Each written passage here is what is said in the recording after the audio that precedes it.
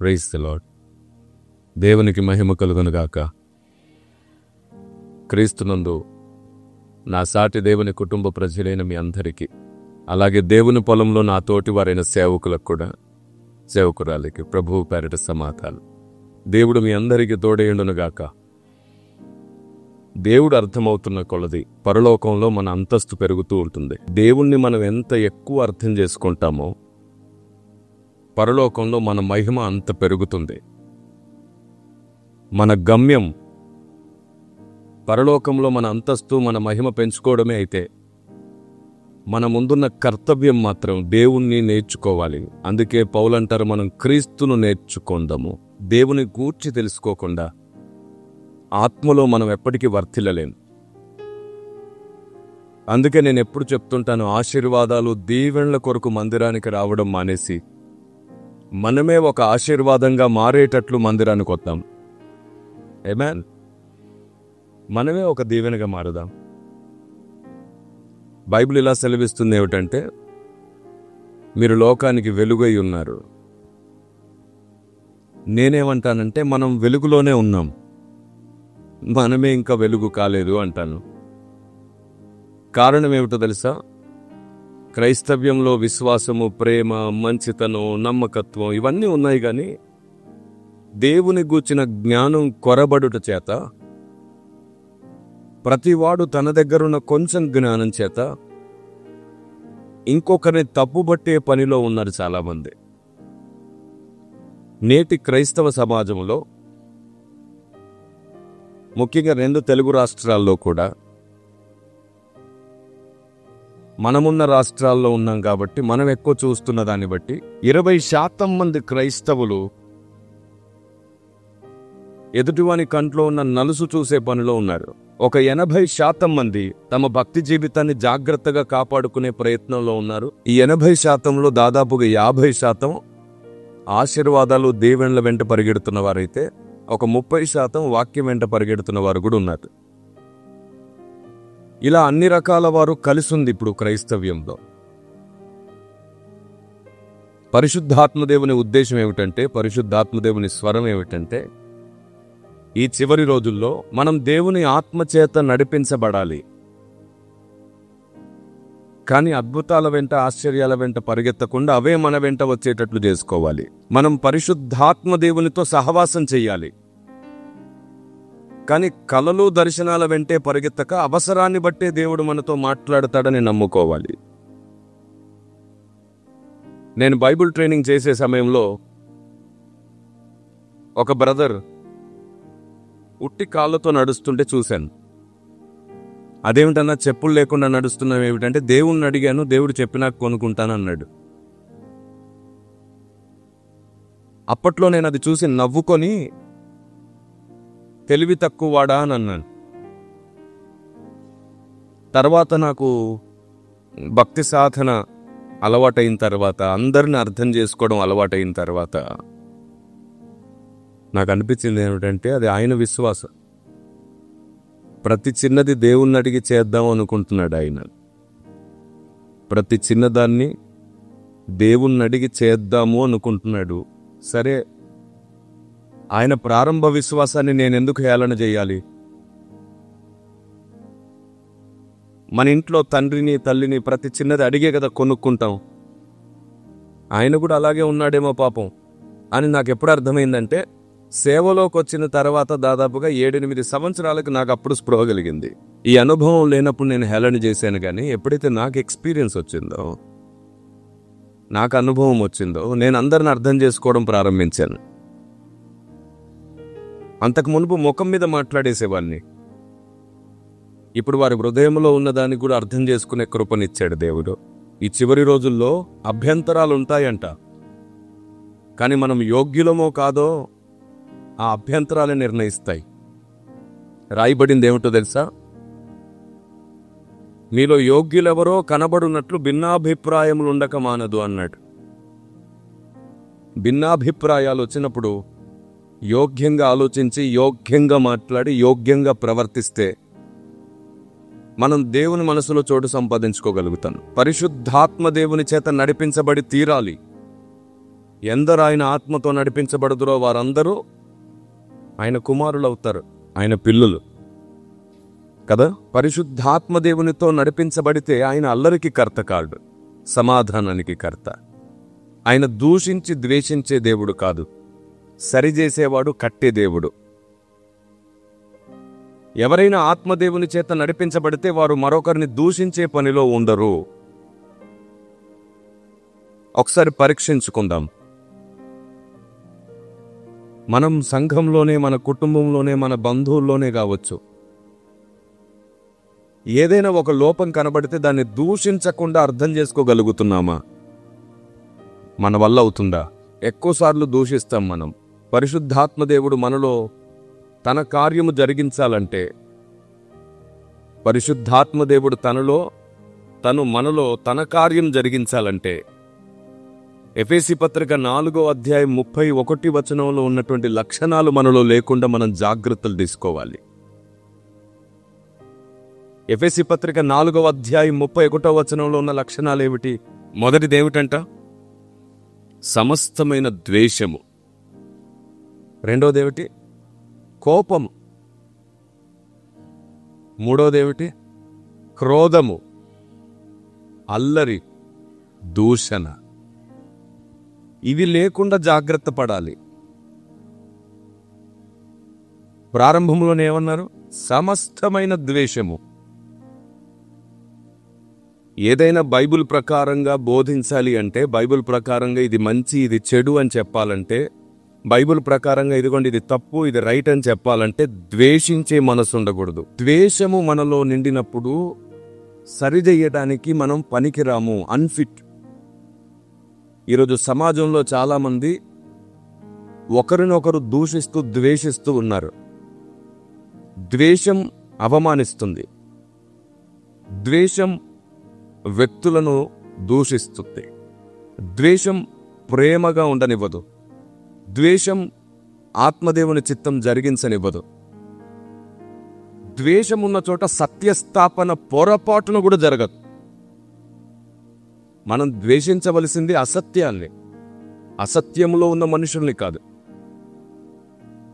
మనం ద్వేషించవలసింది సాతానుని, సాతాను చేత పీడింపబడుతున్న వారిని కాదు.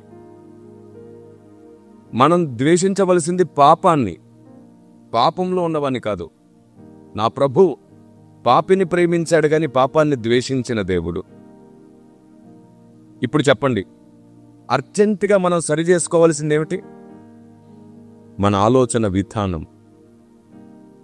ఈ ఆలోచన విధానం సరిచేయకుండా మనం ఎంత ఆరాధన చేసినా, ఎన్ని పాటలు పాడినా, ఎన్ని సమర్పించినా దేవునికి అంతా కూడా మనకు ఈలోక లాభమే.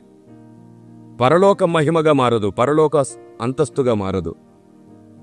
దేవుడెంత కరుణామయుడంటే, ఇక్కడ నువ్వు చేస్తున్న ఆరాధన, నువ్వు సమర్పిస్తున్న స్తుతి, నువ్వు దేవుని పని కొరకు బాధ్యతగా ఇస్తున్న కానుక, అన్నిటిని బట్టి నీకు ఈ లోకంలో ఇచ్చే సౌఖ్యం ఇవ్వక మానట్లేదు ఆయన.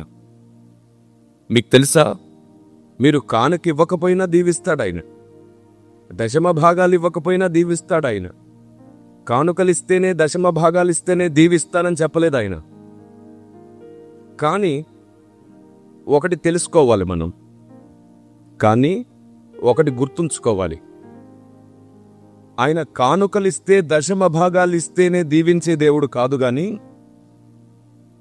ఈ కానుక లేదా దశమ భాగాలనేవి అవి మన భక్తి సాధనలో బాధ్యతకు సంబంధించిన విషయం, భక్తి సాధనకు సంబంధించిన విషయం. ఆశీర్వాదములు అనే విషయం అలా పక్కన పెడితే, కానుకిస్తేనే, దశమ భాగాలిస్తేనే దేవుడు నన్ను దీవిస్తాడు అని కాదు. అయితే బైబిల్ గ్రంథంలో, మలాకీ గ్రంథంలో రాయబడింది ఏమిటంటే, నేను నియమించిన నియమము ప్రకారముగా మందిరంలోనికి తేవలసిన దానిని తీసుకొని రండి అన్నాడు. అది నియమం, భక్తికి సంబంధించిన నియమం.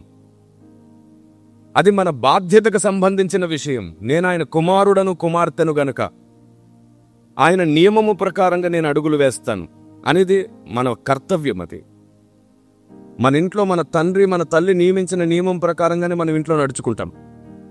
తల్లి తండ్రి నియమించిన పద్ధతి ప్రకారంగా పిల్లలు పెరుగుతారు ఇంట్లో. అలాగే యావత్తు క్రైస్తవ సమాజానికి దేవుడు ఏం చెప్పాడంటే మందిర సేవ కోసం, అలాగే సేవ కోసమే ప్రతిష్ఠించుకున్నటువంటి యాజకుల కోసం ఆయన ఒక నియమం పెట్టాడు. వారు తమ కోసం బ్రతకక అనేక కుటుంబాల కోసం తమ జీవితాన్ని త్యాగపూరితంగా బ్రతకాలని నిర్ణయించాడు. కాబట్టి వారు, తమ కుటుంబము, తమ పిల్లలు దేవుని పని వలన పోషింపబడాలని దేవుడు నిర్ణయించాడు. సంఘమంతా కానుక సమర్పించినప్పుడు ఆ కానుకతో మందిర పరిచర్య జరుగుతుంది. దశమ భాగం అనేది ధర్మశాస్త్రమునకు సంబంధించిన విషయం కాదు. ధర్మశాస్త్రము లేనప్పుడే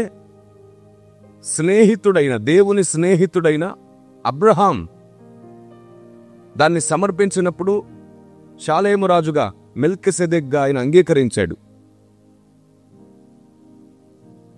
అప్పటి నుండి అది కొనసాగుతూనే ఉంది. 10వ వంతు నీ ఆశీర్వాదమునకు సంబంధించింది కాదు, అది నీ యోగ్యతకు సంబంధించింది.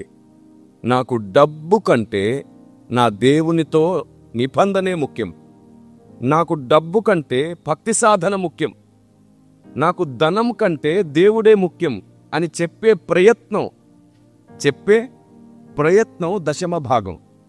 అయ్యా, నువ్వు నీ నియమము ప్రకారంగా, భక్తుల నియమము ప్రకారంగా నేను కూడా ధనము కంటే నిన్నే ఎక్కువ ప్రేమిస్తున్నాను. నా కష్టమంతటిలో నా బాధ్యత ఇది అని మనం నియమంలో, భక్తిలోని నియమంలో మనం దశమ భాగం సమర్పిస్తామే గాని దశమ భాగం ఇస్తే ఆశీర్వాదాలు వస్తాయి, మొక్కులు తీరిపోతాయి అనే నమ్మకం మీకుంటే ఆ మూఢనమ్మకాన్ని తీసేసుకోండి. నీ బాధ్యత, ఆయన కుమారుడిగా, ఆయన కుమార్తెగా ఉన్న నీ బాధ్యతగా, నీ కర్తవ్యంగా ఇవ్వబడ్డ నియామకం దశమ భాగం, కానుక. అవిస్తేనే దేవుడు ఆశీర్వదిస్తాడనే మాట ఎప్పటికీ మీ మనసులోనికి రానివ్వకండి. నువ్వు కానుక ఇవ్వకపోయినా, దశమ భాగం ఇవ్వకపోయినా నిన్ను దీవిస్తాడు ఆయన. నాకిస్తేనే దీవిస్తానే మనసు ఆయనకు లేదు గాని ఆయన లేఖనములలో ఒక ప్రస్తావన చేశాడు. మలాకీ గ్రంథంలో లేఖనం ఉంది కాబట్టి మనం మాట్లాడుకోవలసి వస్తుంది. ఈ మధ్య ఇలాంటి వివాదం ఎక్కువైంది కాబట్టి నేను అవగాహన కలగజేస్తున్నాను. ఇస్తేనే దీవిస్తాడు కాదు, ఇస్తేనే దీవిస్తాడనే నమ్మకాన్ని తొలగించుకోండి. నువ్వు కానుకిస్తేనే, దశమ భాగం ఇస్తేనే దేవుడు దీవిస్తాడని అనుకుంటే అది మూఢనమ్మకంలోకి వెళ్ళిపోతుంది. ఇంకా నువ్వు ఎలా బ్రతికినా సరే కానుక దశమ భాగం ఇచ్చేసి దీవెనలు పొందొచ్చు. ఇంకప్పుడు ఎలా బ్రతికినా కానుక దశమ భాగాలు వేసి దీవెనలు పొందొచ్చు. ఎన్ని మర్డర్లు చేసినా, ఎన్ని రకాల తప్పులు చేసినా, ఎంత బ్లాక్ మనీ దాచినా సరే రాజకీయ నాయకులు దాన ధర్మాలు చేసి ఆశీర్వాదాలు పొందొచ్చా? దేవుడు ఇచ్చేస్తాడా? దుర్మార్గముగా నడిచి, భక్తిహీనంగా నడిచిన రాజులు అనేకులను ఆయన ఏం చేశాడు? అణిచివేశాడు. అవును కదా? డబ్బు దేవునికి ఇచ్చేస్తే డబ్బుకు దేవుడు లొంగిపోయి నిన్ను దీవించేస్తాడా? అలాగైతే గారడీ సీమోను డబ్బు పెట్టి వరములు అడిగినప్పుడు ఇచ్చాడా దేవుడు? ధనమునకు దీవెన కాదు, మళ్ళీ చెప్తున్నాను, డబ్బిస్తే దీవెన కాదు. క్రైస్తవ సమాజం మేలుకోవాలి. దేవుని సన్నిధిలో డబ్బు పెడితే దీవెన వస్తుందనేది నీ మూఢనమ్మకంలో భాగమే.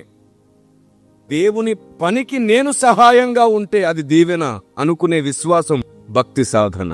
Praise the lord. దేవుడు, దేవుని గ్రంథము, భక్తి సాధన ఎంత అర్థమవుతుందో వివాదాలు అంతగా తొలగిపోతాయి.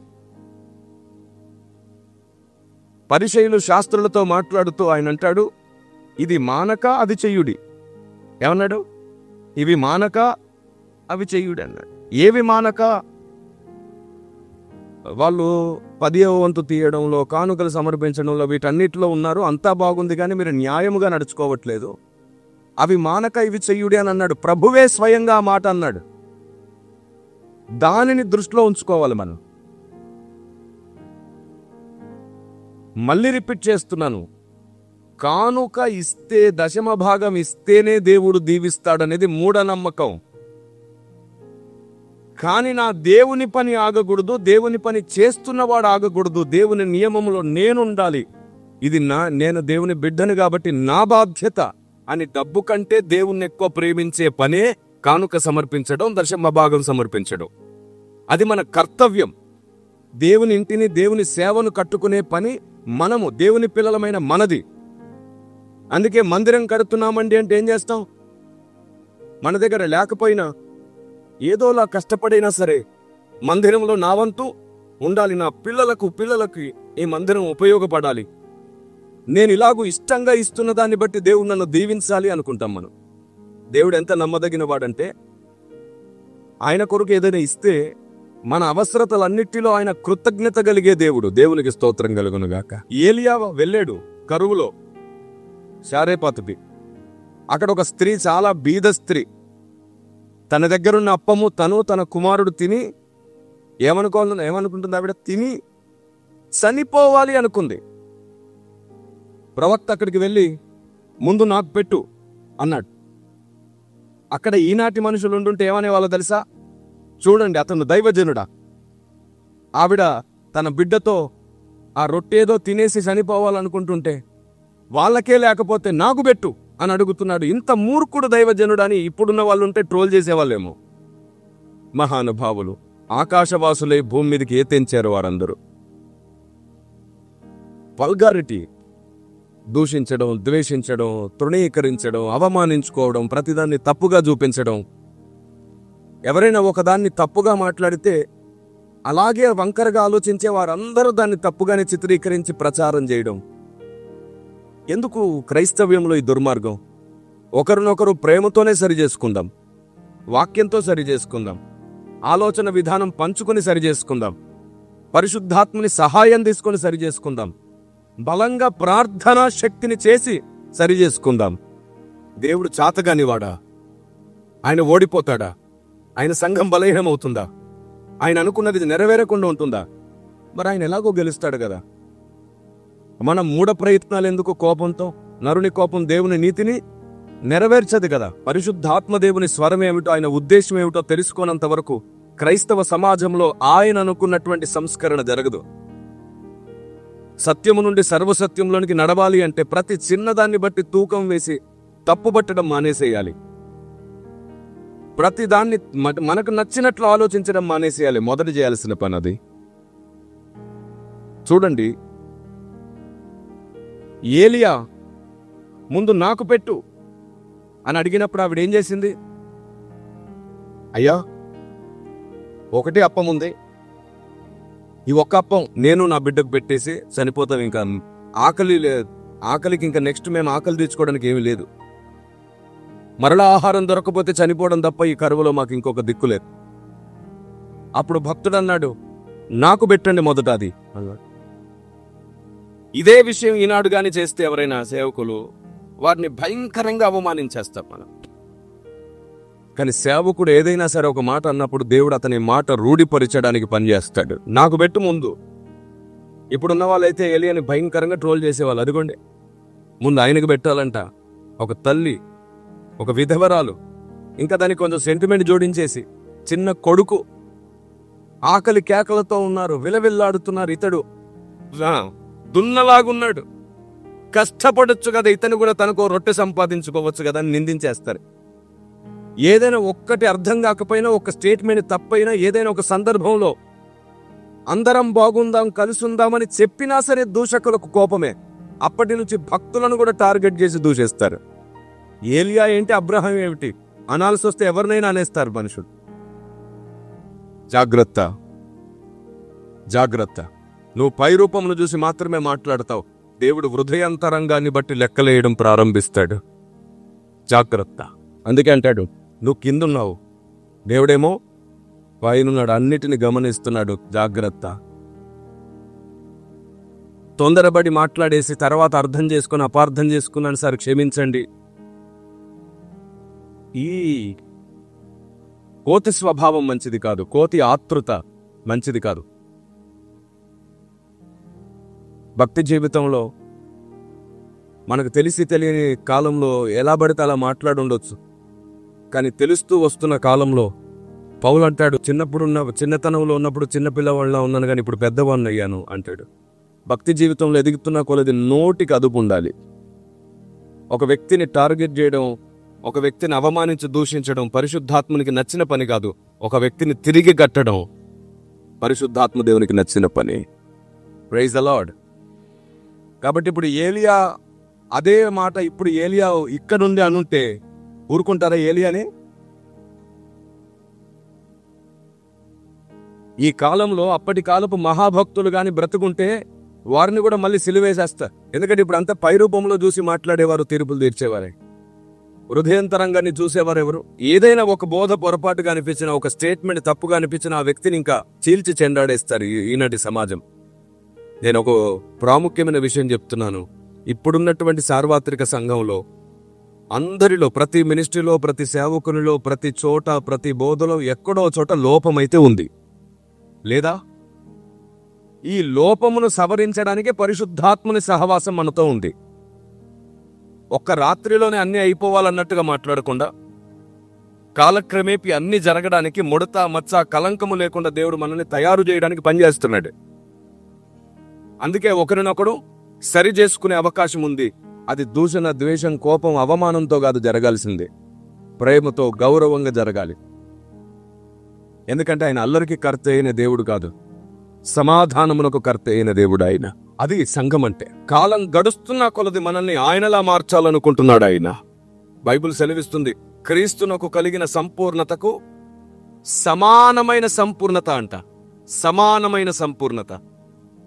అలాంటి ఒక అంతస్తుకు వెళ్ళాలంటే వదరుబోతలకు, దూషకులకు, ద్వేషకులకు అలాంటి స్థానం ఉంటుందా? రెబల్స్ గా మారొద్దు మనం. అధిక నీతిమంతుల్లాగా మాట్లాడొద్దు. కాలంతో పాటు దేవుడు అందరినీ సరి చేసుకుంటాడు.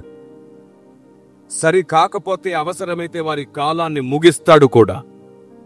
సంఘం సంపూర్ణ సిద్ధి పొందడమే దేవునికి కావాలి. కాలంతో పాటు మారే అవకాశం ఇస్తాడు. ఎంత చెప్పినా మారకపోతే వారి కాలాన్ని కూడా ముగించి సంఘాన్ని సరి చేసుకుంటాడు ఆయన. ఆయన యజమాని. ఆయన చేసిన కుండతో ఆయన ఏమైనా చేయగలడు.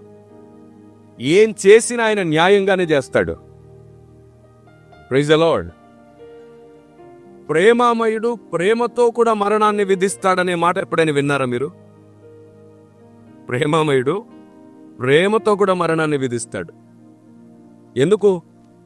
ఇంకా వాడు బ్రతికి పాపంలో ఇంకా నరక పాపం చేసి వాడు దేవునికి పూర్తిగా శాశ్వత కాలం దూరం అవ్వకుండా, కొన్నిసార్లు వాడు ఎంత చెప్పినా ఇంకా మారడు, వీడు భవిష్యత్తులో ఎక్కడో చోట నాకు దూరం అయిపోతాడని దేవునికి తెలిసినప్పుడు దేవుడు అక్కడ ఆపేస్తాడు వాడిని. దేవుడు వాడిని అక్కడ ఆపేసి ఇంకా వీడు నరక పాపం చేయకుండా తీసుకెళ్లిపోయిన సందర్భాలు కూడా ఉంటాయి.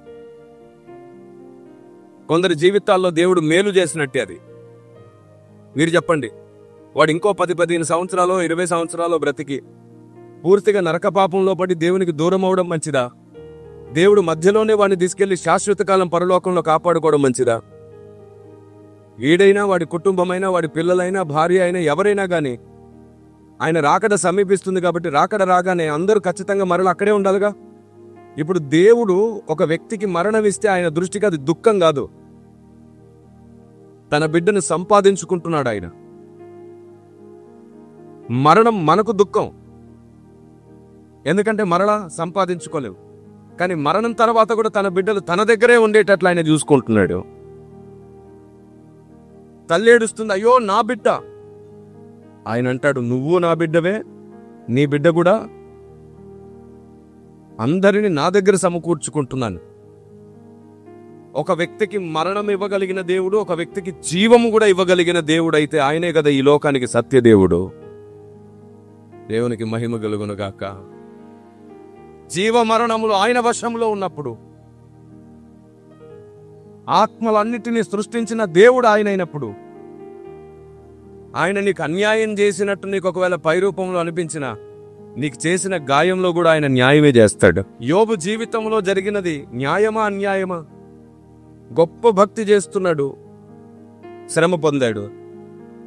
పై రూపంగా చూస్తే యోబుకు చాలా అన్యాయం జరిగింది అనిపిస్తుంది ఈ లోక న్యాయంతో. కానీ మీకు తెలుసా, యోబుకు ఈ లోక న్యాయంతో అన్యాయంలాగా కనబడుతుండవచ్చు, కానీ యోబు జీవితం వల్ల దేవునికి మహిమ కలిగింది.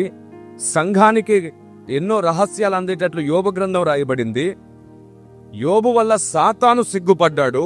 యోబు వల్ల కొన్ని వందల వేల మంది అమాయకులు సాతాను చేతుల్లోంచి తప్పించబడ్డారు. సార్వత్రిక సంఘానికే ఒక ఆశీర్వాదకరమైన దీపం యోబు. ఇలా ఆలోచిస్తే యోబుకు జరిగింది నష్టం కంటే కూడా పరలోకంలో మహామహిమ దొరికింది యోబుకి. 1000 సంవత్సరాలు ప్రార్థన చేసినా సరే దొరకనిది, 1000 సంవత్సరాలు బ్రతికి నీతిగా ఉన్నా సరే దొరకనిది, దేవుని మహిమ కొరకు నలిగిపోతే దొరుకుతుంది. దేవుని నుండి అన్ని పొందడం మాత్రమే ఆశీర్వాదం కాదు, దేవుని మహిమార్థమై దేవుని చిత్తము కొరకు 100,000 మంది వెలగడం కొరకు నువ్వు నలిగి విరగడం కూడా ఆశీర్వాదమే. ఆమేన్. దేవుని మహిమ కొరకు నీకు అన్యాయం జరిగితే అది కూడా న్యాయమే. ఈ లోక న్యాయాల రీత్యా చూస్తే అది అన్యాయం కావచ్చు, కానీ పరలోక చట్టం రీత్యా చూస్తే నువ్వు ధన్యుడు. శోధన సహించువాడు ధన్యుడు. స్తుతి కలుగునుగాక. ఇది భక్తి నియామకం. బైబిల్లో ఉన్న భక్తులను చూసి మనం కూడా అలాగే దీవెన పొందడం కొరకు, దీవెనలు పొందడం కొరకే బతికితే అంతకంటే దౌర్భాగ్యం ఇంకోట్లేదు. ఇన్నాళ్ళు లాభాల కొరకు దేవుని సన్నిధిలో ఉన్నావు, ఇప్పుడు దేవునితో చెప్పు, నేనే నీకు లాభం అవ్వాలనుకుంటున్నాను ప్రభువా. నేను, నా కుటుంబం, నా పిల్లలు నీకు లాభంగా బ్రతుకుతాం. ఆయనకు లాభంగా బ్రతకడం అంటే ఏంటి? ఎంతసేపు కానుకలు దశంభాగాలు ఇవ్వడమేనా? అదే లెక్కలోకి రాకూడదు. అది మన కర్తవ్యం. మళ్ళీ చెప్తున్నాను, అది మన కర్తవ్యం.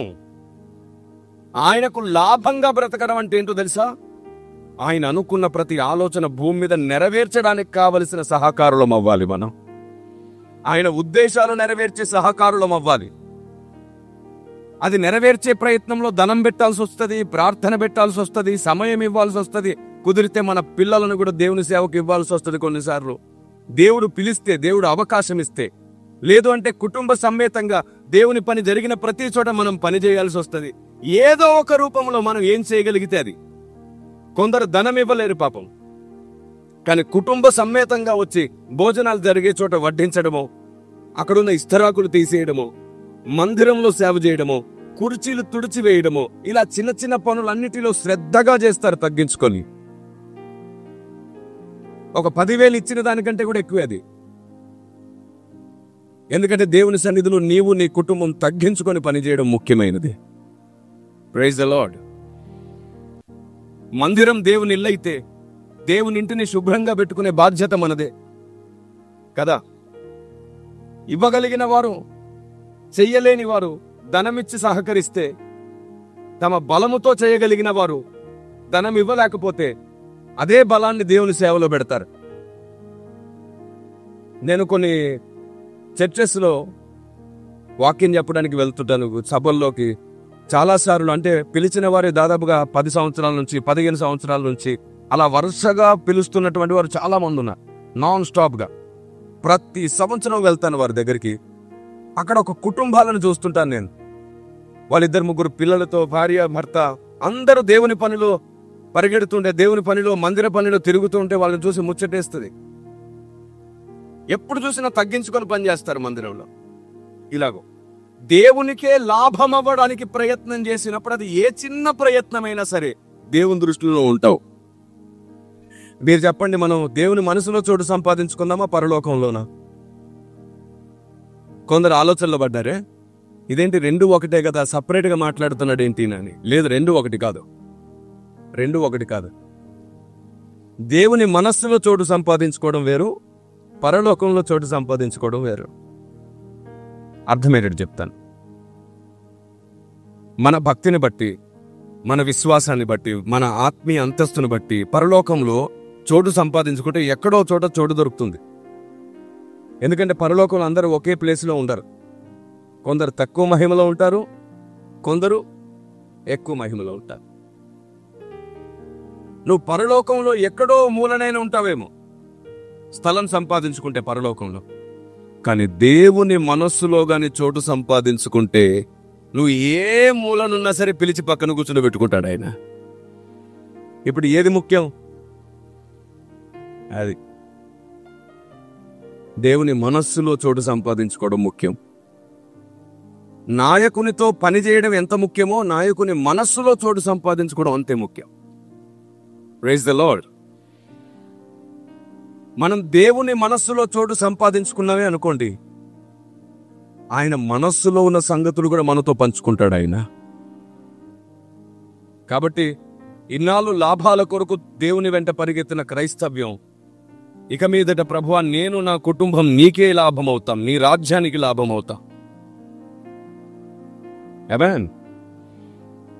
చాలా మంది సహోదరులు ధర్మస్థాపన అనే పేరట ప్రాణాలు తీస్తున్నారు, ప్రాణాలు కూడా ఇచ్చేస్తున్నారు.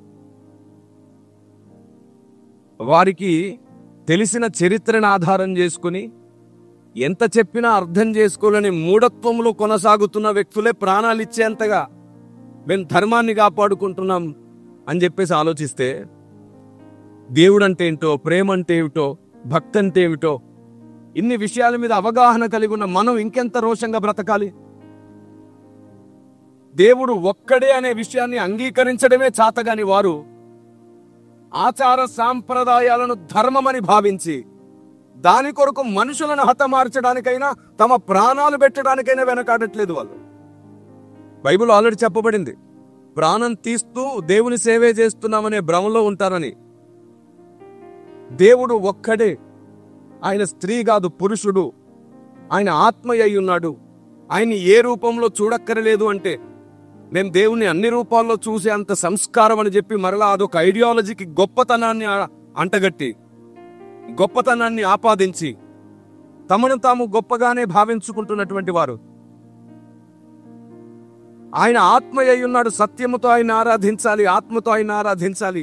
ఏ రూపంలో ఆయన్ని చూసుకోకూడదు, చేసుకోకూడదని వారి గ్రంథాల్లో ఉన్న విషయాన్ని కూడా వారు పక్కన పెట్టి తమ మేధో శక్తి చేత కొన్ని సూత్రములను కలిగించుకొని అది గొప్పదిగా భావించి ప్రామాణికమైన దాన్ని పక్కన పెట్టి మరల సనాతన ధర్మం అనే పదాన్ని వాడి ప్రాణాలు ఇస్తున్నారు, ప్రాణాలు తీస్తున్నారు. వారికి అంత రోషం ఉంటే ఒక్కడే దేవుడు అన్న విషయాన్ని తెలుసుకొని, ప్రపంచంలో ఉన్న వివాదాలన్నిటికీ కారణం ఏమిటో తెలుసుకొని, త్వరలో రెండవసారి భూమి మీదకి రాబోతున్న వాని గురించి నిరీక్షణ కలిగి ప్రాణాలిచ్చైనా సరే కొందరికి సువార్త చెప్పేటువంటి భక్తి సాధనలో బ్రతుకుతూ దేవుని చిత్తం కొరకు, దేశమంతటి కొరకు కన్నీళ్లు గార్చే క్రైస్తవ్యంగా బ్రతికి దేవుని ఉద్దేశాలను అర్థమయ్యేటట్లు చెప్పడానికి అన్నిటినీ భరించి ఓపికతో నడిచే క్రైస్తవులమై ఉండి ఆశీర్వాదాలు దీవెనల వెంట పరిగెడుతూ అనవసరమైన వాటిని లైవ్లో పిచ్చి సాక్ష్యాలు చెప్తూ అవసరం లేని వాటిని కూడా లైవ్లో చూపించేసుకొని హేళనకు గురైపోయి ఎటుపోతుందండి క్రైస్తవం? ఎటుపోతుంది? నీ వ్యక్తిగత విశ్వాసముని లోకం నమ్మదు. సార్వత్రిక విశ్వాసానికి, వ్యక్తిగత భక్తి సాధనలోని విశ్వాసానికి హెచ్చుతగ్గులుంటాయి. ఒక ఆవిడ సేవకురాలు, చూడండి, నేను ఎవరిని సపోర్ట్ చేయడం కాదు, వెనకేసుకొని రావడం కాదు, విధానాలను సరిచేయడానికి, విధానాలు బాగు చేసుకోవడానికి మాట్లాడతాను. నేను రాజమండ్రిలో సేవ చేస్తున్న ఒక సేవకురాలు ఒకరోజు సాక్ష్యం చెప్పింది. ఏమని చెప్పిందంటే, నేను చీపురును చివ్వర పట్టుకుని ఊడుస్తున్నాను, నా చెయ్యి నొప్పిగా ఉంది. అప్పుడు నా దేవుడు నా పట్ల ఎంత బాధ్యత కలిగిన దేవుడు అంటే నాతో చెప్పాడు, నాన్న అలా చివరి పట్టుకుంటే నీ చెయ్యి నొప్పి వస్తుంది, మధ్యలో పట్టుకొని ఊడువు అని. అలా చిన్న చిన్న విషయం కూడా నాకు దేవుడు నేర్పిస్తున్నాడు అని చెప్తే అది ఆమె వ్యక్తిగత అనుభవం. దాన్ని ఇంకా మన వాళ్ళు ట్రోల్ చేయడం స్టార్ట్ చేశారు. నేను అదే చెప్తున్నాను, నీ వ్యక్తిగత విశ్వాసం అయితే సంఘానికే చెప్పుకో, నిన్ను వెంబడించేవారు నీతో ఉన్న వారికే చెప్పుకోండి. దాన్ని కూడా లైవ్లో పెడితే అందరూ ఆత్మ చెప్పు మాట వినడానికి చేతగాని వారు, లేదా వ్యక్తిగత విశ్వాసాన్ని అర్థం చేసుకోవడానికి యోగ్యులు కాదు. దేన్నైనా తప్పుబట్టే వారు ఎక్కువైపోయారు. దేన్ని సమాజానికి చూపించాలి, దేన్ని చూపించకూడదో తెలుసుకొని ఉండాలి. వివేకము, జ్ఞానం కలిగేంత వరకు అనవసరమైనవి మాట్లాడకూడదు బయటికి. అవును, దేవుడు తల్లి కదా, తండ్రి కదా, తన బిడ్డలు ఇబ్బంది పడుతుంటే మన తల్లి తండ్రి చెప్తారా, నేర్పిస్తారా, నేర్పించరా? అలా కాదు నాన్న, ఇలా పట్టుకొని చెప్తారా, చెప్పరా? మరి దేవుడు చెప్పాడు అంటే నవ్వుకోవడం ఏమిటి? దేవుడు అది కూడా చెప్తాడంటే ఎందుకు చెప్పడు? ఎందుకు చెప్పడు? అంత దాన్ని కూడా చెప్తున్నాను, ఒక దాన్ని 10 మంది నవ్వితే మిగతా వారు కూడా నవ్వకపోతే బాగోదేమో నవ్వే వాళ్ళు ఉన్నారు. ఇంకా అందరికి అది నవ్వుల పాలైపోయింది. అసలు ఆ ప్రస్తావన ఎత్తితేనే నవ్వేస్తావు, ఎందుకంటే కొందరు పెద్దోళ్ళు నవ్వారు కదా, చిన్నోళ్ళు కూడా నవ్వాలని. ఇది నవ్వే విషయం కూడా కాదు వాస్తవానికి, కానీ సమాజం అలా నవ్వుతుంది. అలా ఎన్నో సాక్ష్యాలు నవ్వుల పాలు ఎందుకు అవుతున్నాయంటే, నువ్వు పొందుతున్న వ్యక్తిగత అనుభవాన్ని అనవసరంగా బయటికి చూపిస్తున్నావు నువ్వు. మీరు చెప్పండి. భక్త సింగ్ గారు క్రైస్తవ సమాజానికి ఒక గొప్ప భక్తిని నేర్పించిన భక్తులలో ఒకరు.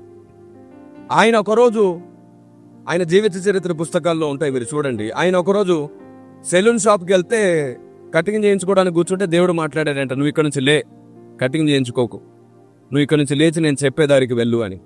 అక్కడ నుంచి వెళ్ళాడంట. ఆయన వెళ్తే అంత దూరంలో ఒక ఆయన ఒక బ్రిడ్జ్ పైన కూర్చొని ఉన్నాడంట, ఆత్మహత్య చేసుకుందామని. అతనితో మాట్లాడమని దేవుడు ప్రేరేపిస్తే వెళ్ళి మాట్లాడితే అతను రక్షించబడ్డాడంట.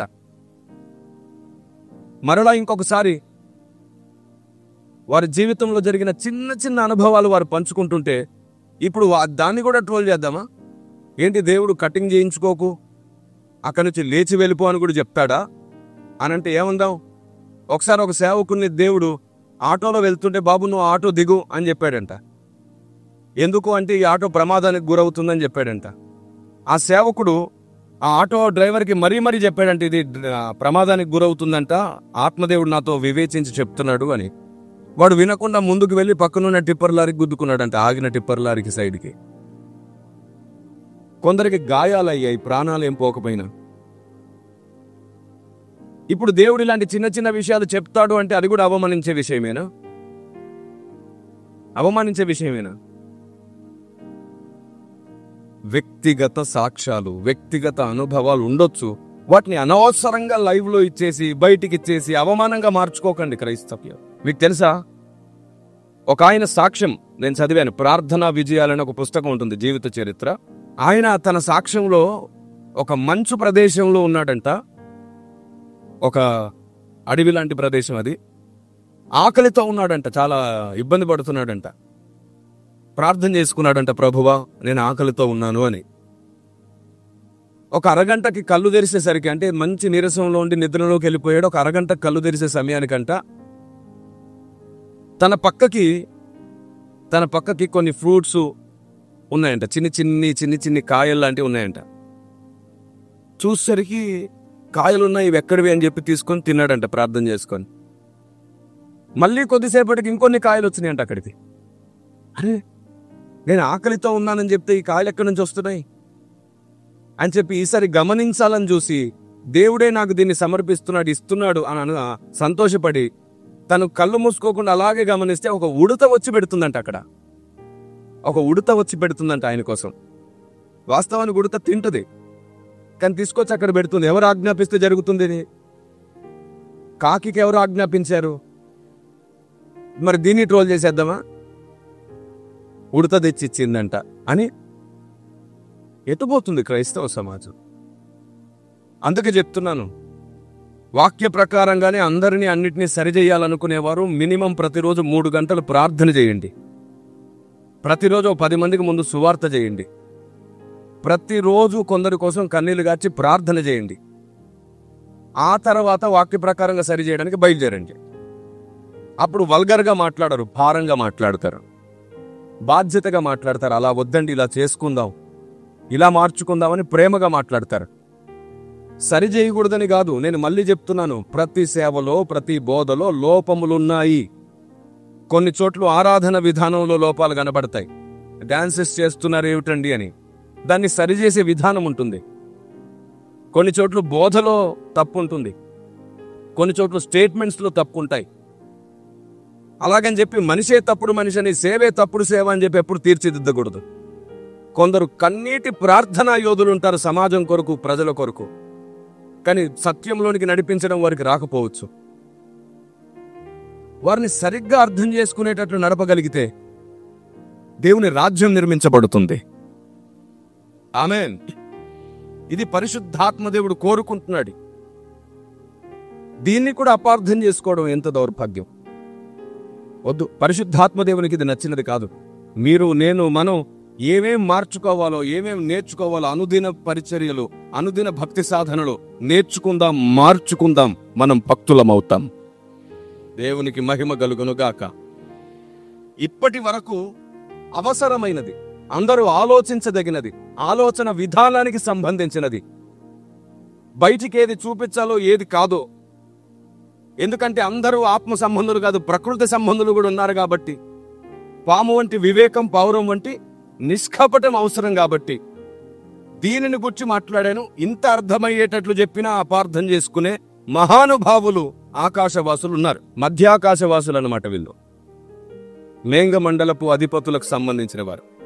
ఏం చేయలేం వీరు. మనసే వాతవేయబడిన మనసు. ఎంత ప్రేమగా చెప్పినా, ఎంత అర్థమయ్యేటట్టు చెప్పినా, గొడవలొద్దు బాబు, వివాదాలొద్దు, కలిసి చెప్పుకుందాం, కలిసి నేర్పుకుందాం, కలిసి బాగుందాం అని చెప్తే వారెక్కడ బ్యాడ్ అవుతారోనని దేవుని ప్రేమను, సహనాన్ని, ఓపికను మాట్లాడే వ్యక్తులను బ్యాడ్ చేస్తారు ఫస్ట్. ఈ ప్రేమంతా నాటకమని, ఈ సహనమంతా నాటకమని, ఈ మాటలన్నీ బూటకమని. మరి ఏది కరెక్టు?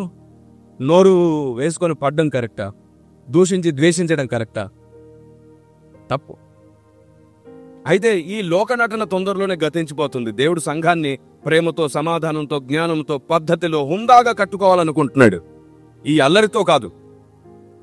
టైం దగ్గర పడుతుంది. ఇలాంటి రెబల్స్ ని తయారు చేసిన వ్యక్తుల మీద దేవుడు తన కొరడా చల్లమనిపిస్తున్నాడు. వారికి కూడా దేవుడు టైం ఇస్తున్నాడు. మారాలి లేదా ప్రమాదమే. దేవుడు తన ఉగ్రతను, తన కోపాన్ని చూపిస్తాడు. ఎందుకంటే సంఘంలో ప్రేమ లేకుండా, సమాధానం లేకుండా, శిష్యత్వం లేకుండా, నెమ్మది లేకుండా, మర్యాదగా ఒకరినొకరు సరి చేసుకోవాలనే మనసు లేకుండా పోతుంది. దానికి దేవుడు ఊరుకోడు. ఆయన అల్లరికి కర్త కాడు కాబట్టి. ఏదైనా అల్లరిని ఆపాలనుకుంటే నువ్వు అల్లరి చేయక్కర్లేదు. నువ్వు ఆలోచనగా మారాలి. అప్పుడు అల్లరాగుతుంది. ఎవరినైనా సంస్కరించాలంటే వారితో ముందు స్నేహం చేయాలి. వారిలో ఉన్న గొప్పతనాన్ని కూడా అర్థం చేసుకోవాలి. ఆ గొప్పతనం నీకు అర్థమైనట్టు వారు అర్థం చేసుకున్నప్పుడు నీ మాట వారు అర్థం చేసుకునేటట్లు దేవుడు చేస్తాడు. ఎందుకంటే దీన్ని నేను చేసి సాధించాను. చాలా మందిలో మంచి మనస్సాక్షి కలిగిన సహోదరులు ఉంటారు. మనం సహనంగా, ప్రేమగా వారితో సహవాసం చేస్తే వారు కూడా తొందరపడడం, మాట్లాడడం మానేసి తొందరగా అల్లరిగా మాట్లాడడం మాని అందరితో గౌరవించి కలిసిపోతారు. నేను అది సాధించాను. ప్రేమతో కొందరు సహోదరులను నేను సంపాదించుకున్నాను. Praise the lord. ప్రేమతో నేను కొందరిని సంపాదించుకున్నాను. వారు మారారు. ఎప్పుడు నేను వేదిక మీద కొన్ని పేర్లు నేను చెప్పలేదు. ఎందుకంటే అలా చెబితే ఎక్కడైనా వారు చిన్న చూపుగా అనుకుంటారేమోనని. తమకు తామే చెప్పుకునే రోజు ఒకటి రావాలి. అవును, మేము ఈ సహవాసం వల్ల మారాం, మా ఆలోచన మార్చుకున్నాం అని పరిశుద్ధాత్మదేవుడే మాట్లాడాలి వారి ద్వారా. ఆమేన్. ప్రేమ ఎప్పుడైనా గెలుస్తుంది లోకాన్ని. ఆలస్యం అవ్వచ్చు, కానీ అద్భుతం జరిగి తీరుతుంది. Praise the lord. సో ఇప్పటి వరకు మీ హృదయాలను దున్నాను నేను. ఇప్పటి వరకు పరిశుద్ధాత్మనికి అనుకూలంగా మీ హృదయాలలో ఉన్నటువంటి చేదుని, ముళ్లను, పొదలను, వ్యర్థమైన రాళ్లను వేరే పనిలో ఉన్నాను. ఇప్పుడు దాంట్లో కొన్ని విత్తనాలు వేసుకుందాం. రైతు దున్నకుండా విత్తనాలు వేస్తాడా? దున్నుతూ విత్తనాలు వేస్తాడా పోనీ? సో ఇప్పటి వరకు పరిశుద్ధాత్మనికి అనుకూలంగా మన హృదయాలు దున్నుకున్నాం. ఇప్పుడు అందులో కొన్ని విత్తనాలు వేసుకుందాం. మీకు తెలుసా, అందరము వరములు పొందాలి అనే కోరికతో ఉన్నాం కదా. ఏం వరములు పొందాలి? ఫస్ట్ స్వస్థతావరం, వివేచనావరం, ప్రవచనావరం అంటుంటుంది. లేదు. కృపావరములు కాకుండా పొందే వరాలున్నాయి. ఎందుకు ఊరికే స్వస్థత, ప్రవచనం ఎందుకు పొందాలి? అవే గొప్పవా? అంటే ఇప్పుడున్నటువంటి తరానికి అవే గొప్పవిగా కనబడేటట్లు మారిపోయాయి. ఎందుకంటే ఎక్కడ పోయినా అవే వినబడతాయి. ఎవరు చెప్పినా అదే చెప్తున్నారు. వరం అనగానే స్వస్థత, ప్రవచన, వివేచన. మాట్లాడేటప్పుడు నా సేవ ప్రారంభంలో ఎక్కువ వినేవాడిని. స్వస్థత, ప్రవచన, వివేచన వరము కలిగిన దైవజనులు అని ఎక్కువ అవే పడుతుండేవి. దానికోసం ఎక్కువ మంది ఎగబడుతుండేవారు. అవును, దేవుడు తన దాసుల ద్వారా కార్యం చేస్తాడు. ప్రతి సంఘంలో కూడా అద్భుతాలు దేవుడు చేస్తాడు. ప్రతి సేవకుని ప్రార్థన విని సంఘాన్ని దేవుడు తప్పక స్వస్థపరుస్తాడు. విశ్వాసి తనకు తన విశ్వాసంతో ప్రార్థించుకున్న దేవుడు కార్యము చేస్తాడు. ఒకవేళ వరము లేకపోయినా దేవుడు తన కార్యం సంఘంలో చేస్తాడు. అది ఉంటేనే జరుగుతుంది కాదు, అది లేకపోయినా ఆయన ఉంటే జరుగుతుంది. దేవుడు దానిని మనకు ఎక్స్ట్రాగా ఇస్తున్నాడు. కనబడని చీకటి శక్తులతో పోరాడడానికి ఆయన ఇస్తున్న ఆయుధాలు అవన్నీ కూడా, వరములన్నీ కూడా. కానీ మనం నేర్చుకొని తెలుసుకోవాల్సిన ఇంకో ప్రాముఖ్యమైన విషయం ఉంది. దావీదు పొందిన వరములు కొన్ని ఉన్నాయి, వాటిని మనం కూడా పొందుకోవాలి. ఏమిటా వరములు? పరిశుద్ధాత్ముడిచ్చే 9 కృపావరాలు కాదు. దావీదు పొందిన వరములు ఏమిటో చూద్దాం మనం. చూడండి మీ పరిశుద్ధ గ్రంథాలు తెరిచి మీరందరూ కూడా దావీదు పొందిన వరం ఏమిటో చూడండి. అపోస్తల కార్యంలో 13వ అధ్యాయం 34వ వచనం నుండి చూద్దాం. మరియు ఇక కుళ్ళు పట్టకుండా ఆయనను మృతుల నుండి లేపుటను బట్టి దావీదునకు అనుగ్రహించిన పవిత్రమైన వరములను. ఏం వరములంట? పవిత్రమైన వరముల. ఇప్పుడు ఇక్కడ నుంచి గమనిద్దాం మనం. దావీదునకు అనుగ్రహించిన పవిత్రమైన వరములను మీకు అనుగ్రహింతును. స్తుతి కలుగును గాక. ఇప్పుడు మనకి ఏ వరములు కావాలి? దావీదు పొందిన వరములు కావాలి. ఎందుకంటే ఆయన ఏమంటున్నాడు? మీకు అనుగ్రహింతును. దావీదు పొందిన వరములు మీకు అనుగ్రహింతును అన్నాడా లేదా? ఇప్పుడు దావీదు పొందిన వరములు ఏమిటో తెలిస్తే కదా దానికోసం ప్రార్థిస్తాం మనం. అవునా కాదా? మరి ఈనాటి సంఘానికి దావీదు పొందిన వరములు ఏమిటో తెలియకుండా ఉండడం ఎంత బాధాకరమైన విషయం. అది పరిశుద్ధాత్మదేవుడు దుఃఖపడే విషయం కదా.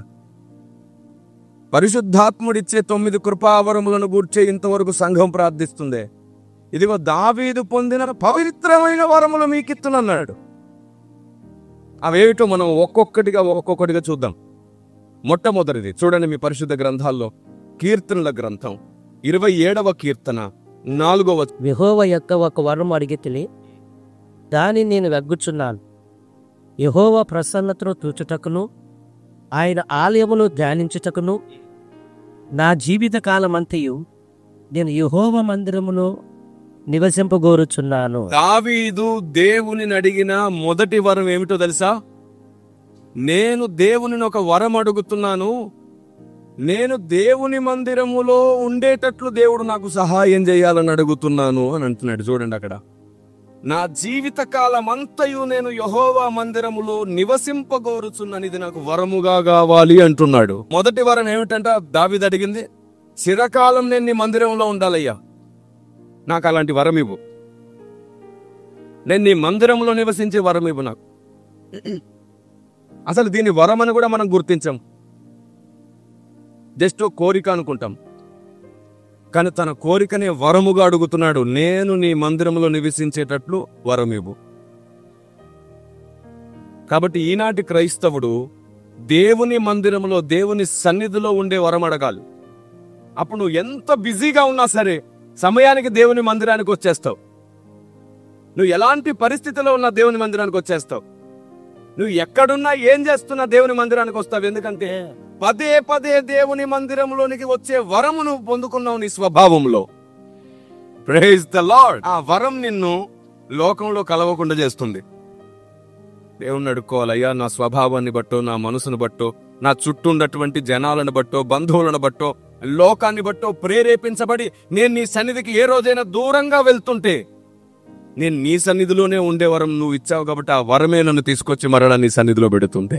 స్వస్థత, ప్రవచన, వివేచన, భాష ఇలాంటి వరాలతో ఒకవేళ నీకు గర్వం రావచ్చేమో గాని, అలాంటి వరం ఉన్నందుకు గర్వం రావచ్చేమో గాని, ఈ వరం ఉన్నందుకు నువ్వు ఎప్పుడు మందిరంలో చెక్కబడుతుంటావు, కట్టబడుతుంటావు, ఫలిస్తూ ఉంటావు. స్తోత్రం కలుగును గాక. కృపావరములు ఉండకూడదని నేను అనట్లేదు, వాటికి వ్యతిరేకిని కాదు, మేము అనుభవిస్తున్నాం వాటిని. కానీ లేఖన సారం సంఘములో ఉండాలి. అందుకు నేను బద్ధుడనై ఉన్నాను, నేర్చుకుంటున్నాను, మార్చుకుంటున్నాను, సరిచేసుకుంటున్నాను పరిశుద్ధాత్మదేవుని ఒడిలో. స్తోత్రం కలుగునుగాక. కొన్ని సంవత్సరాలుగా మానక ప్రార్థన చేస్తూ దేవుని పాదాలు పట్టుకుని ఆయన బడిలోనే ప్రతిరోజు నేర్చుకుని ప్రతి ఆలోచనకు, ప్రతి సమస్యకు పరిష్కారం ఆయన ద్వారానే పొందుతున్నాను. స్తోత్రం కలుగునుగాక. ఆమేన్. కాబట్టి మొదటి వరం మనం పొందుకుంటే వచ్చే లాభం ఏమిటి? లోకం సాతాను నిన్ను ఈడ్చుకొని పోతున్న ఆ వరం నీలో ఉంటుంది కాబట్టి నిన్ను తీసుకొచ్చి దేవుని సన్నిధిలో కూర్చుండబెడుతుంది. ఇప్పుడు చెప్పండి, ఈ వరం ఇంపార్టెంటా కాదా? ఈ సంవత్సరంలో అత్యవసరమా కాదా? ఈ తరంలో, ఈ కాలంలో మనకు ఉండాల్సిన వరం కదా. ఎందుకంటే మనల్ని మన స్వభావంలో లాక్కుపోతుంది, మన శరీరం లాక్కుపోతుంది, మన కుటుంబ బలహీనత లాక్కుపోతుంది, మన స్నేహాలు, బంధాలు, బంధుత్వాలు లాక్కుపోతాయి. ఎలాంటి పరిస్థితి అయినా మందిరానికి దూరం చేయడానికి మన చుట్టూ పోంచున్నాయి. అదే నేను ఆయన మందిరంలోనూ ఉండే వరం ఆయన నాకు ఇచ్చాడంటే, నేను ఎక్కడికి పోయినా సరే నా స్వభావంలోనే ఆ వరం ఉండి నన్ను చివరి క్షణంలో ఇక్కడ తీసుకొచ్చేస్తుంది. కాబట్టి దేవా, నేను నీ మందిరంలోనే పదే పదే ఉండేటట్టు నాకు వరం ఇవ్వు అని అడగండి. అప్పుడు నీ మనసులో, నీ స్వభావంలోనే ఆ వరం చేరి చివరి నిమిషంలో నీ నిర్ణయం మార్చుకుని వస్తావు నువ్వు ఇక్కడికి. ఆమేన్. ఆయన సన్నిధిలో ఉండే వరము కంటే గొప్పదే ఉంది.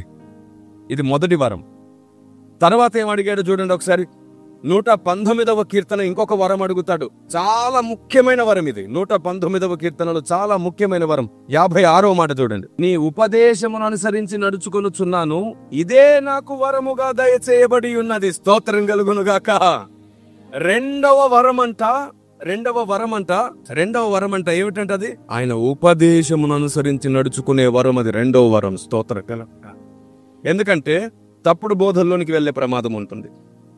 లేదా సెంటిమెంటల్గా ఒక మనిషిని మెల్ట్ చేసి సెంటిమెంటల్ మాటలతో, కథలతో, వీటితోనే ఎక్కువ చెప్పేసి మరుగుజ్జులుగా చేసే ప్రమాదం ఉంటుంది. ఏది సత్యమో ఏది అబద్ధమో తెలుసుకోలేని పరిస్థితిలో ఉంటాం. అజ్ఞానంగా తెలివి తక్కువగా మాట్లాడేటట్లు మనల్ని మోటివేట్ చేసే ప్రమాదం ఉంది. అబద్ధాన్నే నిజమని చెప్పి నమ్మించే ప్రమాదం ఉంటుంది. కాబట్టి ఉపదేశమును అనుసరించే వరం మనకు ఉందనుకోండి, ఏది ఆయన ఉపదేశమో మన మనసు అటువైపే ప్రయాణం చేస్తుంది. ఎంత ఇంపార్టెంట్ ఈ వరం! అసలు ఈ వరము లేకపోతే మనం ఎంత భక్తి చేసినా చివరికి తప్పుడు ఉపదేశంలోనికే వెళ్ళిపోయామనుకోండి. ఒకరోజు దేవుడు నిన్ను అంటాడు, అసలు నువ్వెవరో నాకు? అయ్యా, నీ పేరిటే అన్ని చేశా. కాదు, నువ్వే తెలియదు నాకు అసలు. నువ్వు నేనిచ్చిన అభిషేక సామర్థ్యతలతో, నేనిచ్చిన ఆరోగ్యాలతో, బలముతో నా పని చేసావు గాని నేను అనుకుంది చేయలేదు. నువ్వు అనుకుంది చేస్తూ పోయావు. కాబట్టి నువ్వెవరో నాకు? పని నాదే, నా పేరే పెట్టావు పనికి, కానీ నేను అనుకున్న పని జరగలేదు అక్కడ. అందుకు నువ్వెవరో నాకు తెలియదు.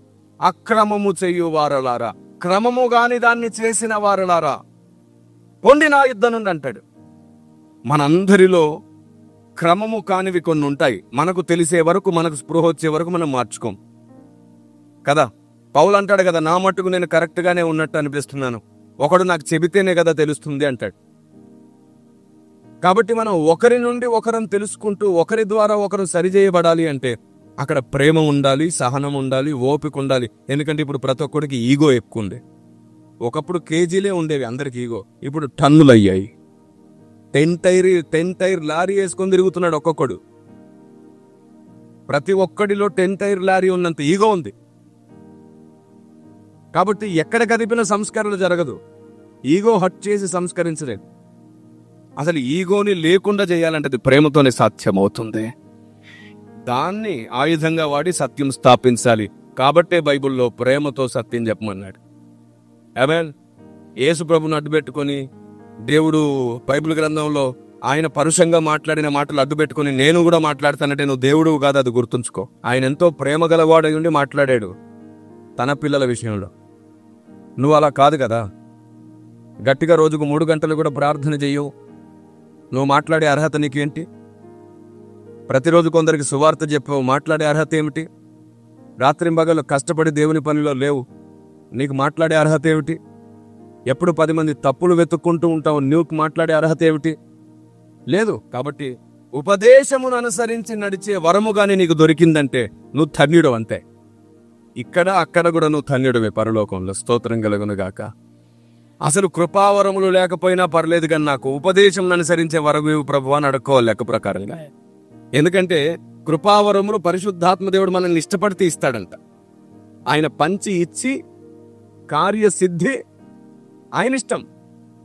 ఒకళ్ళు ఇచ్చినా ఇవ్వకపోయినా పర్లేదు, కానీ ఈ వరం మాత్రం మనకు కావాలి. ఉపదేశమును అనుసరించే వరం. మొదటిది ఆయన సన్నిధిలో ఉండే వరం. రెండవది ఉపదేశమును అనుసరించే వరం కావాలి. చూడండి పరిశుద్ధాత్మ దేవుని ఆలోచన విధానం ఎంత స్పష్టంగా కనబడుతుందో. నీ ఉపదేశమును అనుసరించి నడుచుకొనుచున్నాను, ఇదే నాకు వరముగా దయచేయబడి ఉన్నది. ఆమేన్. భక్తికి జీవానికి ముడిపడి ఉన్నటువంటి సాధన కావాలి. మన భక్తి సాధన జీవానికి ముడిపడి ఉండాలి. పేతురుపత్రిక చూడండి ఒకసారి. పేతురుపత్రిక చూడండి, మీరందరూ మీ పరిశుద్ధ గ్రంథాలు చేసి 2వ పత్రిక 1వ అధ్యాయంలో 2-3 వచనాలు చూడండి ఒకసారి. తన మహిమను బట్టి గుణాతిశయమును బట్టి మనలను పిలిచిన వాని గూర్చిన అనుభవ జ్ఞాన మూలముగా ఆయన దైవ శక్తి జీవమునకును భక్తికిని కావలసిన వాటన్నిటిని మనకు దయచేయుచున్నందున. ఏమిటంట? జీవమునకును భక్తికిని సంబంధమైన వాటిని దయచేస్తున్నాడంట ఆయన. ఆమేన్. దేనికి దయచేస్తున్నాడంట ఆయన? ఏం దయచేసిన? మొదటిది జీవమునకు, రెండోది భక్తికి. మళ్ళీ చదువుతారు చూడండి. తన మహిమను బట్టియు గుణాతిశయమును బట్టియు మనలను పిలిచిన వారిని గూర్చిన అనుభవ జ్ఞానము మూలముగా ఏ మూలముగా? అనుభవ జ్ఞానం. చాలా ఇంపార్టెంట్. అనుభవ జ్ఞానము. దేవునిలో అనుభవ జ్ఞానం రావాలంటే నీ స్వభావంతో ఉట్టిపడితే సాధ్యం కాదు. తగ్గించుకుంటూ బతికితేనే సాధ్యం. Praise the lord. దేవుని గూర్చిన అనుభవ జ్ఞానము మూలముగాను ఆయన దైవ శక్తి జీవమునకును భక్తికిని కావలసిన వాటన్నిటిని మనకు దయచేయుచున్నందున దేవుని గూర్చినట్టు మన ప్రభు అయిన యేసు క్రీస్తు గూర్చినట్టులైన అనుభవ జ్ఞానము వలన మీకు కృపయు సమాధానమును విస్తరించునుగాక. దేవునికి మహిమ కలుగునుగాక. ఈ జీవం ఉంది చూసారు, ఇప్పుడు ఆయన మనకు అనుగ్రహిస్తున్నాడే, సమస్తము జీవము కలుగునట్లుగా ఇస్తున్నాడు కదా, భక్తి సాధనకు అనుకూలంగా.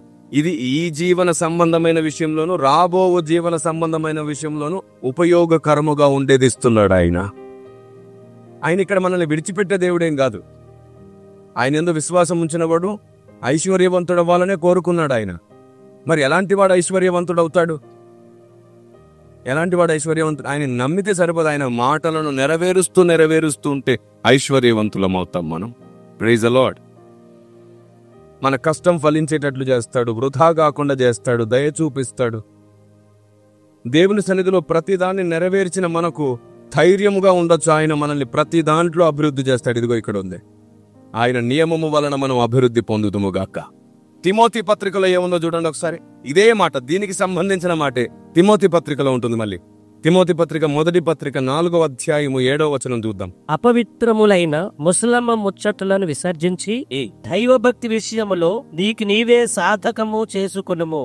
శరీర సంబంధమైన సాధకము కొంచెం ప్రయోజనకరము గాని దైవ భక్తి ఇప్పుడు జీవము విషయములోను, దైవ భక్తి ఇప్పటి జీవము విషయములోను, రాబోవు జీవ విషయములోను వాగ్దానంతో కూడిన దేవునికి మహిమ కలుగునుగాక. కాబట్టి దైవ భక్తి ఇక్కడ అక్కడ కూడా కావలసిన సమృద్ధినిస్తుంది. అందుకు దావీదు అడిగిన వరములలో మొదటిది మందిరములో ఉండాలి, రెండవది బోధన అనుసరించి నడవాలి, మూడవది దైవభక్తి సంబంధమైన మార్గంలో నేను నడవాలి. స్తోత్రం కలుగునగాక. Praise the lord. అందరికి వందనాలు. ఆఫీస్కి ఇటీవలి కాలంలో విస్తారమైన కాల్స్ రావడాన్ని బట్టి మేము హర్షిస్తున్నాం, స్తుతిస్తున్నాం దేవుణ్ణి. సేవకులు కూడా అనేకులు మీటింగ్స్ డేట్స్ కోసం కాల్స్ చేస్తున్నారు. సో మీకు చాలా వరకు కొంత అంతరాయం కలుగుతుందని, ఫోన్స్ సమయానికి లిఫ్ట్ చేయలేకపోతున్నారని, కొంత చింతిస్తున్నారనే వార్త నా వరకు వచ్చింది. చూడండి, 8500111814 ఈ నంబర్ కి మీరు కాల్ చేస్తే మీకు WCM లిటరేచర్ డిపార్ట్మెంట్ స్పందిస్తుంది. బుక్స్ కోసం అయితే ఈ నంబర్ కి మీరు కాల్ చేయండి. అలాగే 8500112114 ఈ నంబర్ కి మీరు కాల్ చేస్తే మీకు మీటింగ్ డీటెయిల్స్ ఇస్తారు. WCM సెక్రటరీ పాస్టర్ జగదీష్ గారితో మీతో డైరెక్ట్ గా మాట్లాడిస్తారు. తమ్ముడు మీకు డేట్స్ ఇస్తారు. సో కొందరు మధ్యరాత్రి 1 గంటకి 2 గంటలకి అలా కాల్ చేస్తున్నారు. అలా కాల్ చేస్తే గుర్తుంచుకోండి, మేము యంత్రం కాదు. నిర్విరామమైనటువంటి ప్రయాణాలు, విస్తారమైన సభలు ఉంటాయి. మీరు చూస్తున్నారు. రాత్రి 10 తర్వాత మీరు కాల్ చేస్తే లిఫ్ట్ చేయడం కుదరదు. ఉదయం 10 లోపు కాల్ చేసినా లిఫ్ట్ చేయడం కుదరదు. అందరూ ఆలోచిస్తారని, అందరూ అర్థం చేసుకుంటారని ప్రభు పేరట మీకు ఈ విషయాన్ని వినిపిస్తున్నాను.